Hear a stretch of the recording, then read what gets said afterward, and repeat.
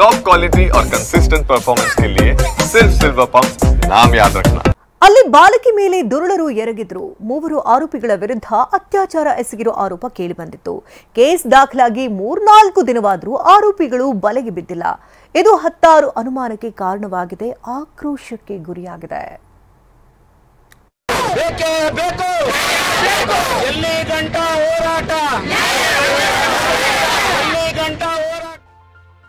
ಪ್ರತಿಭಟನೆ, ಆಕ್ರೋಶ, ಧಿಕ್ಕಾರ, ಪೊಲೀಸರೆದುರೇ ರೋಷಾವೇಶ. ಅಷ್ಟಕ್ಕೂ ಮಂಡ್ಯದಲ್ಲಿನ ಬಾಲಕಿ ಮೇಲಿನ ಅತ್ಯಾಚಾರ ಪ್ರಕರಣ ಹತ್ತಾರು ಟ್ವಿಸ್ಟ್ ಪಡೆದುಕೊಳ್ತಿದೆ.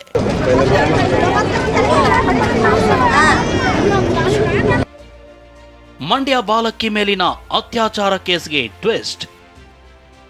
ಪ್ರಕರಣ ಮುಚ್ಚಿಹಾಕಲು ಯತ್ನ ಅಂತ ಖಾಕಿ ವಿರುದ್ಧ ಆರೋಪ. ಮಂಡ್ಯದಲ್ಲಿ 8 ವರ್ಷದ ಬಾಲಕಿ ಮೇಲೆ 3ರಿಂದ ಅತ್ಯಾಚಾರ ಆರೋಪ ಪ್ರಕರಣ ದಿನಕ್ಕೊಂದು ತಿರುವು ಪಡೆಯುತ್ತಿದೆ.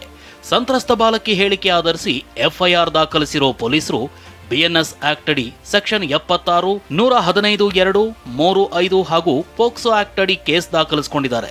ಆದರೆ ವಿಚಾರಣೆ ವೇಳೆ ಪೋಷಕರು ಒಂದು ಹೇಳಿಕೆ ನೀಡುತ್ತಿದ್ರೆ ಸಂತ್ರಸ್ತ ಬಾಲಕಿ ಮತ್ತೊಂದು ಹೇಳಿಕೆ ನೀಡುತ್ತಿದ್ದಾಳೆ.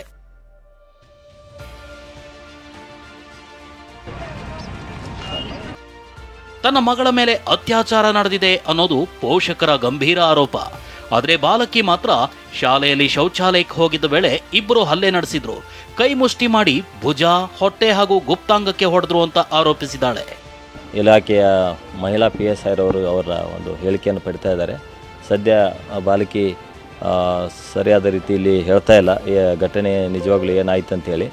ಮತ್ತು ಅವರ ತಾಯಿ ಮತ್ತು ಅವರ ಸಂಬಂಧಿಕರು ಹೇಳುವ ಹೇಳಿಕೆಗಳಲ್ಲೂ ಮತ್ತು ಆ ಒಂದು ಬಾಲಕಿ ಹೇಳುವ ಹೇಳಿಕೆಗಳಲ್ಲಿಯೂ ಸ್ವಲ್ಪ ವ್ಯತ್ಯಾಸ ಇದೆ.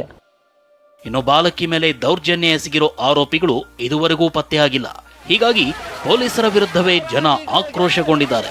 ರಾಜಕೀಯ ಒತ್ತಡಕ್ಕೆ ಮಣಿದು ಪ್ರಕರಣ ಮುಚ್ಚಾಕಲಾಗ್ತಿದೆ, ಆರೋಪಿಗಳ ರಕ್ಷಣೆ ಮಾಡಲಾಗ್ತಿದೆ ಅಂತ ಪೊಲೀಸ್ ಠಾಣೆ ಮುಂದೆ ಪ್ರತಿಭಟನೆ ನಡೆಸಿದ್ದಾರೆ. ಏನು 2ನೇ ಕ್ಲಾಸ್ ಓದ್ತಾ ಇದೆ, ಆ ಮಗುಗೆ ಅತ್ಯಾಚಾರ ಮಾಡವ್ರೆ 3 ಜನ ಆರೋಪಿಗಳು ಇಲ್ಲಿ ತನಕ ಬಂಧಿಸಿಲ್ಲ, ಯಾವುದೇ ಕ್ರಮ ಕೈಗೊಂಡಿಲ್ಲ. ಇಲ್ಲಿವರೆಗೂ ಕೂಡ ಆ ಅಪರಾಧಿಗಳ ಯಾರು ಏನು ಅಂತ ಗುರುತು ಹಚ್ಚಿದ್ದಾನೆ, ಪತ್ತೆನೂ ಮಾಡ್ದಾನೆ. ಇವತ್ತವರೆಗೂ ಮೀನಾಮೇಷ ಎಳಿಸ್ತಾವ್ರೆ. ಬಾಲಕಿ ಮೇಲೆ ಅತ್ಯಾಚಾರ ಆಗಿದೆ ಅಂತ ಪೋಷಕರು ಹೇಳ್ತಿದ್ರೆ ಹಲ್ಲೆಯಾಗಿದೆ ಅಂತ ಬಾಲಕಿ ಹೇಳ್ತಿದ್ದಾಳೆ. ಇದರ ನಡುವೆ ಪ್ರಕರಣ ಮುಚ್ಚಾಕಲಾಗ್ತಿದೆ ಅಂತ ವಿವಿಧ ಸಂಘಟನೆಯವರು ಆರೋಪಿಸಿದ್ದಾರೆ. ಅದೇನೇ ಇದ್ರೂ ಆರೋಪಿಗಳನ್ನ ಬಂಧಿಸಿ ಶಿಕ್ಷೆ ಕೊಡಿಸಬೇಕಿದೆ. ಪ್ರಶಾಂತ್ ಹುಲಿಕೆರೆ, TV9 ಮಂಡ್ಯ.